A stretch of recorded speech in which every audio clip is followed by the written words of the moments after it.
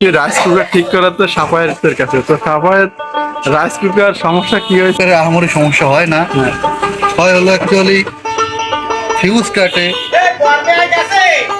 আর না হলে কট ফিরে যায়, কিছু হয় না। এখন মতো ম্যাগনেট সমস্যা হয়, সুইচের সমস্যা হয়, এগুলো একবারে দেখলে দেখেও পারবে। তো আমাদের কাজ দেখতেছেন, একটু সাহস নিয়ে করলে ইনশাল্লাহ একবারেই পেরে যাবে।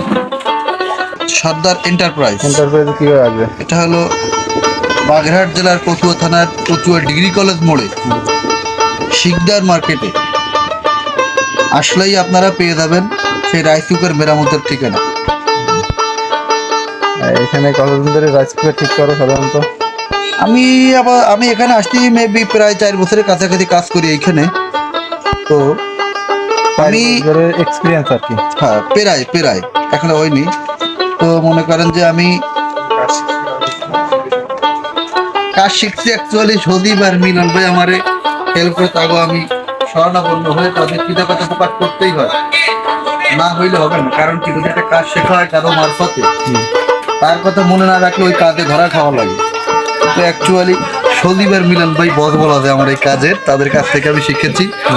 এই 2-4টা করি, হাত খরচ হয়, মোটামুটি পকেট খরচ চলে, এই যে। আচ্ছা, ইয়েস বাংলাদেশের পক্ষ থেকে যারা আসবে তাদেরকে জন্য কি অফার? হ্যাঁ, তাদের ভিডিও দেখে কেউ আসে তাদের জন্য বিশেষ একটা সুযোগ, যে শুধু পার্টসের দামটা দিবেন আর বলবেন যে আমি ইয়েস বাংলাদেশের পেজের ভিডিও দেখে আসছি, সেজন্য আপনাদের চা খেয়ে দেওয়া হবে।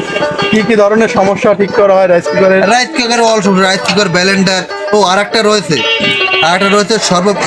সর্বোপরি আকর্ষণ রয়েছে হলো আমাদের গ্যাসের চুলা মেরামত। হ্যাঁ, অলয় যে কোনো গ্যাসের চুলা হোম সার্ভিস দেওয়া হয়, বাসায় গিয়ে ঠিক করা হয়, এবং আমাদের এখানে আনলে তো কোনো কথাই নাই।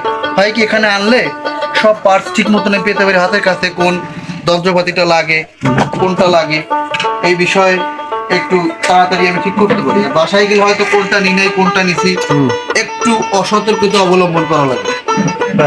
এখানে তো অনেক ধরনের পার্টস আছে, যে ধরনের পার্টস সাধারণের পার্টস এখানে দেখা যায় গ্যাসের চুলের। আসলে অনেক গ্যাসের চুলার অনেক পার্টস পাতিও আর কি আমরা দেখতে পাচ্ছি, অনেক সরঞ্জাম এখানে আছে। এখানে আগুন নিয়ন্ত্রণকারী যে সিলিন্ডার গুলা গ্যাসের সেগুলো আছে, সচেতন এরা। আর চুলাও দেখা যাচ্ছে।